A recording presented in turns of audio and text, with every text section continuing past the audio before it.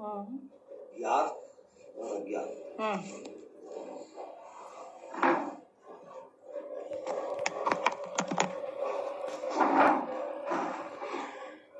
अब इसमें जो जितना संतुलन कर सकता है वो उसका डाइजेशन पावर है, ज्ञात और अज्ञात का। उतना उसकी चेतना हाई होती है।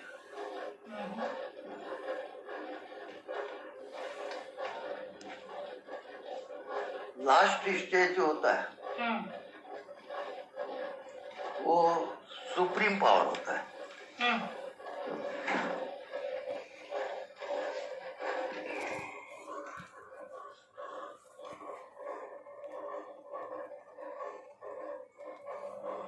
मतलब जीव और शिव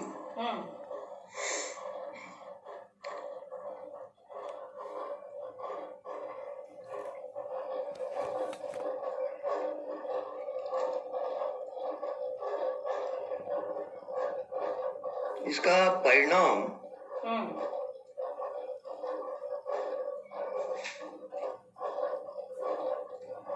अंत काल में होता है।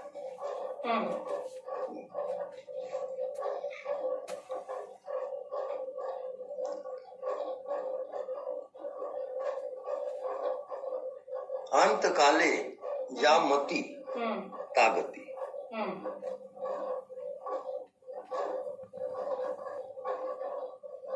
मृत्यु हो रही है और अंतिम भाव जो रहेगा उसके अनुसार वो आत्मा शिफ्ट हो जाता है और वो वही रूप में आ जाता है, क्योंकि आत्मा का कोई रूप नहीं है, वो एक सुप्रीम पावर है।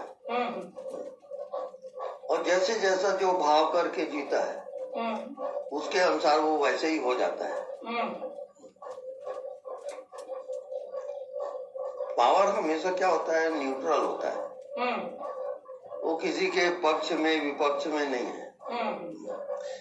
जाकी रही भावना जैसी, जिसकी जैसे भावना रहती है उस भावना के अनुसार वो होते चला जाता है। पूरा जिंदगी का खेल भाव का खेल है। तो एक ऐसा भी ध्यान होता है जो भावातीत होता है, भाव का भी साक्षी। उसको कहते हैं भावातीत ध्यान।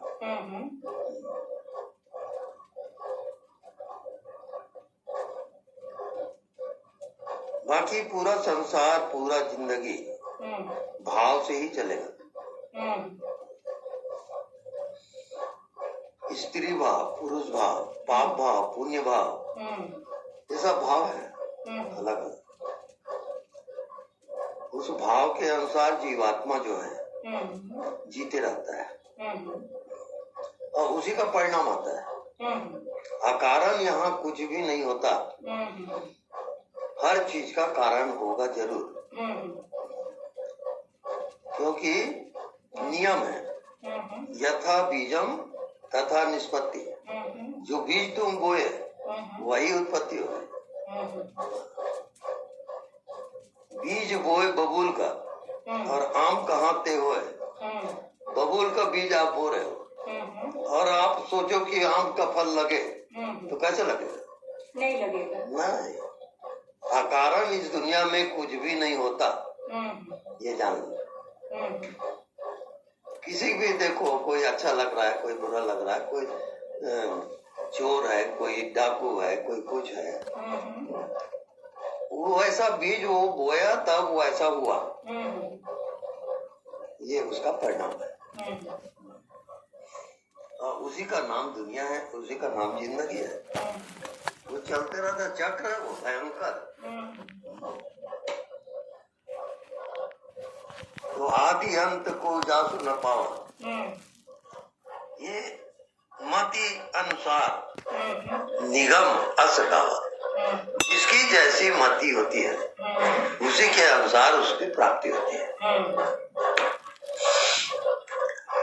ये जीवन चक्र बहुत भयंकर है।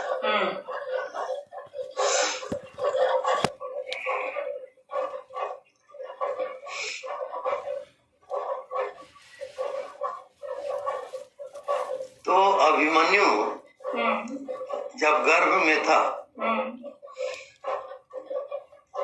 तो अर्जुन उसको, अभिमन्यु की माँ का नाम सुभद्रा,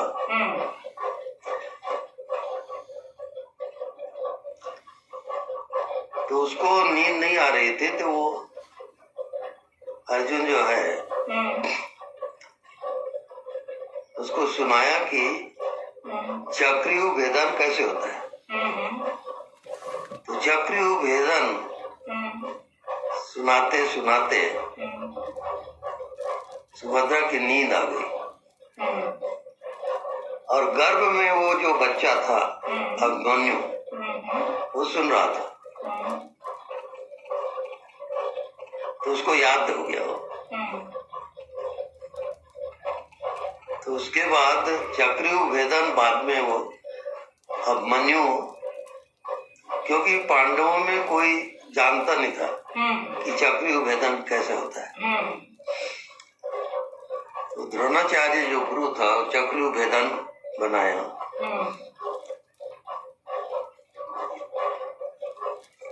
तो उसमें जो पांचों पांडव थे वो नहीं जानते थे, तो वो प्रवेश नहीं कर पाए। तो अभिमन्यु बोला कि मैं चला जाऊंगा, क्योंकि माँ के गर्भ में मैं सुन चुका हूँ।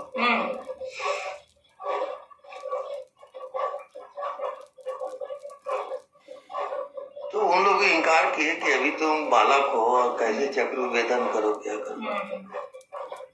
तो बोला कि भीमसेन बोला कि मैं इसके साथ जाऊंगा।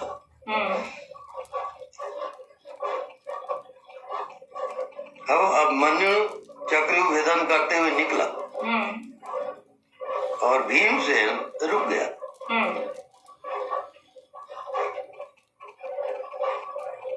उसको जाने नहीं दिया गया।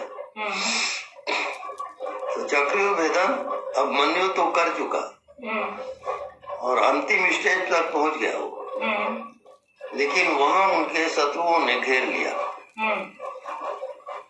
और वहीं उसकी मृत्यु हुई, क्योंकि बाहर निकलना वो नहीं जानता था।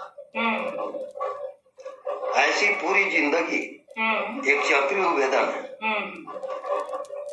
तो इसमें कोई कोई आत्मज्ञान में प्रवेश तो करते हैं, लेकिन वहां से निकलना कैसे ये अगर नहीं मालूम तो वहीं जाके वो मौन हो जाता है, क्योंकि उसके बाद उसको रास्ता मिलता नहीं। तो चक्रव्यूह भेदन की जिंदगी क्या है, ये चक्रव्यूह है पूरा, जन्म से लेकर मृत्यु तक। तो कोई भी इसका भेदन करते करते चला गया कि मैं शरीर नहीं हूँ, मन नहीं हूँ, बुद्धि नहीं हूँ, तो कोई कोई आत्मा में चले जाते हैं। पर निकलना अगर नहीं मालूम तो वही वो बंद हो जाएंगे, निकल नहीं सकते। तो पूरी जिंदगी की राम कहानी चक्रव्यूह भेदन है। ये सब चक्र चल रहा है मन द्वारा, बुद्धि द्वारा पूरा।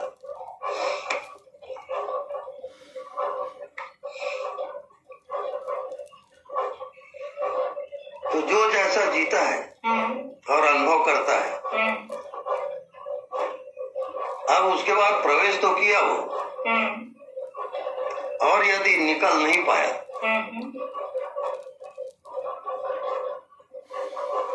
तो फिर उसके कारण वो फिर जन्म लेगा, और जब तक से वो भेदन नहीं कर पाएगा तब तक जन्म लेगा और मरेगा। वो चक्र पूरा नहीं किया वो। तो जीव का जो लक्ष्य होता है चक्रव्यूह भेदन का, वो शिव है। जीव जो है शिव का अंश है। जब तक वो शिवत्व प्राप्त नहीं करेगा तब तक वो जन्म लेगा और मरेगा। जन्म लेना और मृत्यु अकारण नहीं है। हाँ, यानी जिंदगी का क्या लक्ष्य है, उसको क्या होना है, कहाँ जाना है, वो जब तक जानेगा नहीं तब तक वो जन्म लेगा और मरेगा। ये सब जिंदगी की चक्रव्यूह है।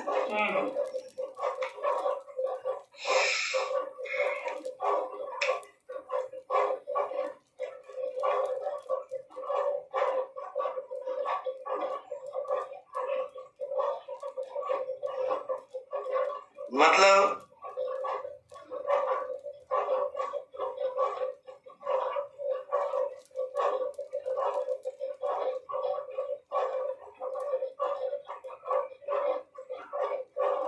आत्मा और तुम्हारा होना, इसके बीच में मन है। तो जब तक आप मन को पार नहीं करोगे तब तक इस चक्रव्यूह में घूमते रहोगे। उसका आदि अंत नहीं है।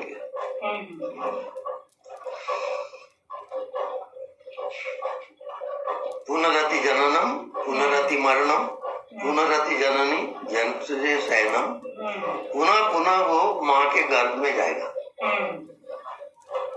और पुनः पुनः वो मृत्यु होगी।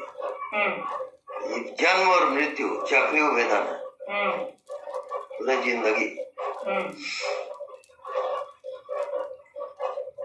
इसका आदि अंत नहीं।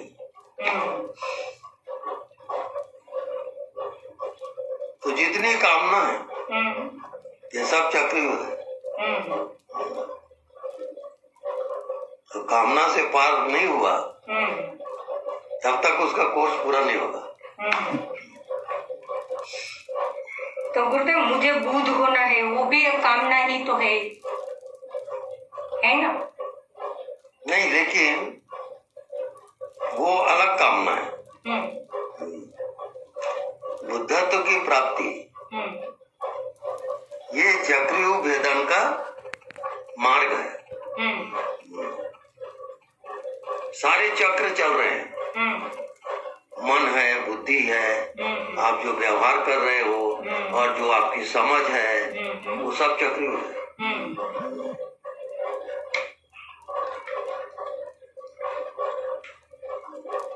है विकट का खेल।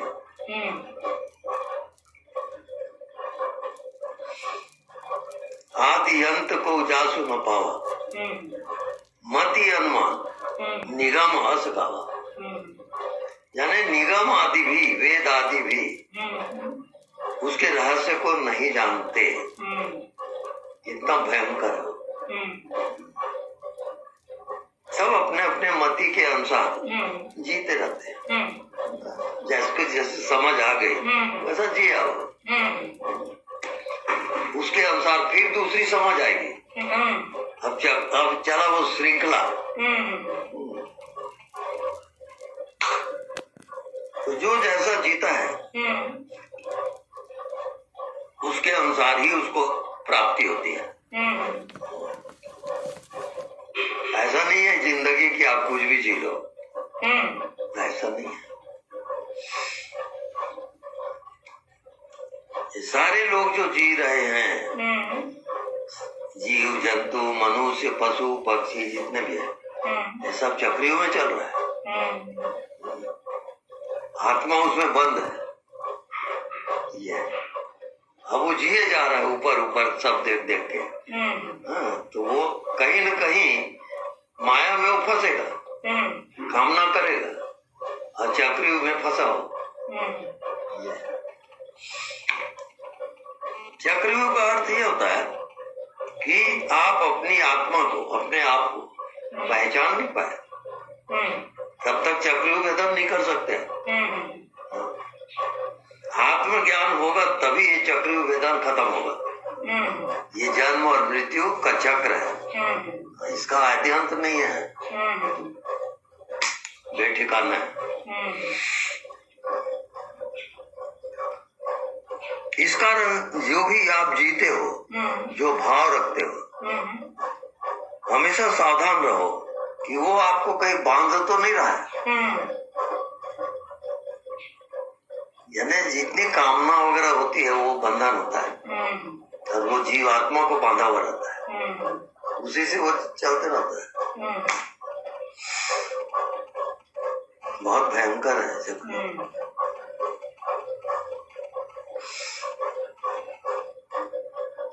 जैसे जो कामना होती है आपकी, तो आप पूरा नहीं कर पाते, तो रात्रि को जब सोते हो तो वो स्वप्न में आप पूरा कर